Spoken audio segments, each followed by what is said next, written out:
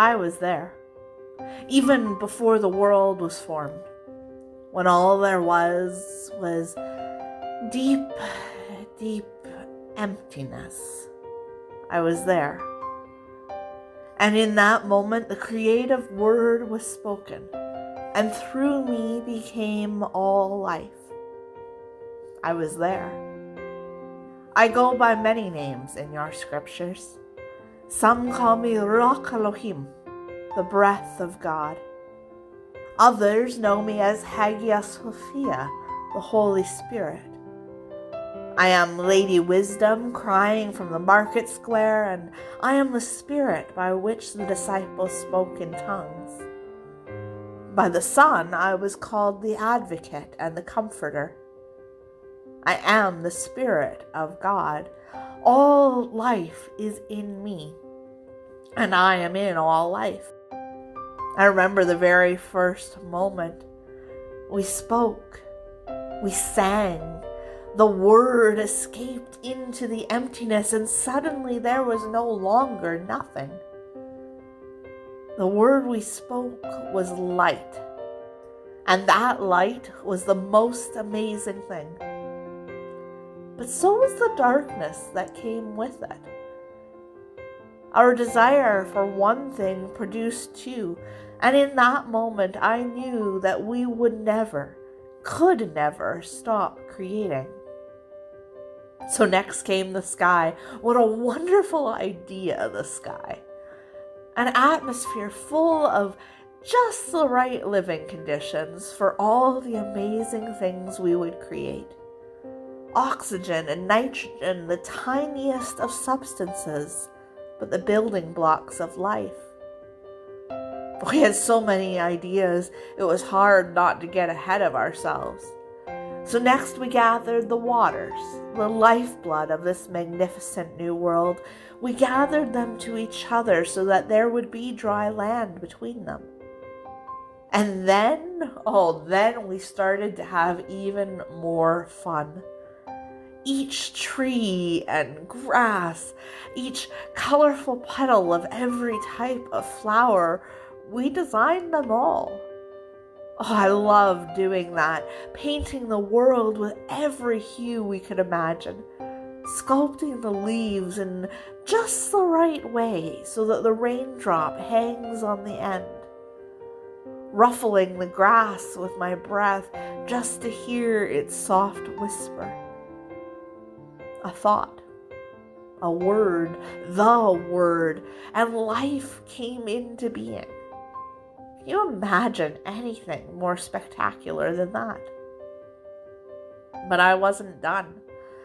We knew there was still more to create, and so we took the light and the dark and gave them their own times and places, seasons and years. I lit the sun and made the moon begin to shine, and we knew it was good. And then animals, we made animals. Every thought we had came into being, and it was so much fun. Have you ever played with a baby monkey or run through the forest with the elk?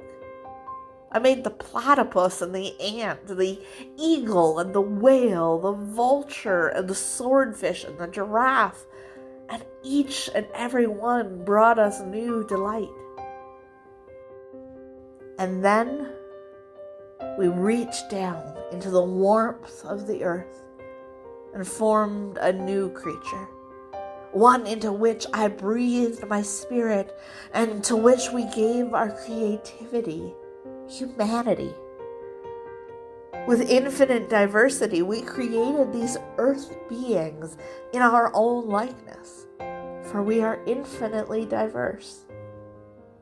With love, we created these children in our own likeness, for we are love.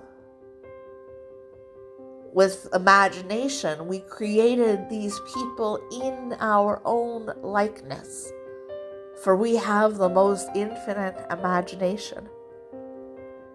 And we said, it is good. And then, do you know what we did next? We rested. We played and we reveled in all that was. And we kept on creating. As new ideas came to our imagination, as new words escaped the thoughts that had created them, I've never stopped creating. You humans have some funny ideas about this story. You fight over how long it took us to create. But in doing that, you miss the very wonder of the fact that we have created. You ask, how long was a day? And you miss that time has no meaning when you are in love or living out your passion. You say this is fact or this is fairy tale, and you miss the marvels I am trying to show you. But you are not the only ones who miss our signs. There have been many before you, and there will be many after you who have not reached back when we reached out in search of relationship. And so, in the fullness of time, our word took on human flesh and walked among you. Through the sun, we knew you in a new way, sharing your sorrows and joys, delights and burdens. And though his life is over and our days of flesh are done, I still reach out in hopes that you will reach back. I still delight in the fun of creating. We still speak and imagine and breathe life into being. I was there at the beginning of time, and through me all life came into being, and I am still here. Look for me in the world around you. Feel me in the sun on your skin. See me in the help of neighbor or of stranger. Taste me when you break your bread. Smell me in the newness of grass after the rain. Hear me in the rush of the wind.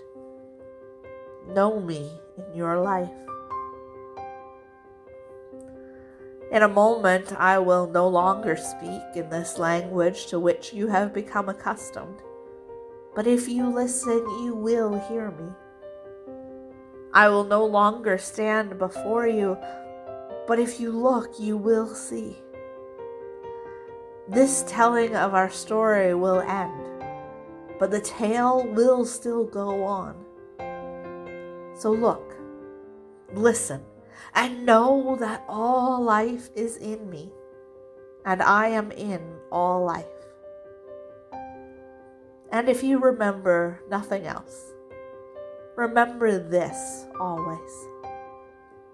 You are my beloved child, with whom I am well pleased. You are my delight, and I love you.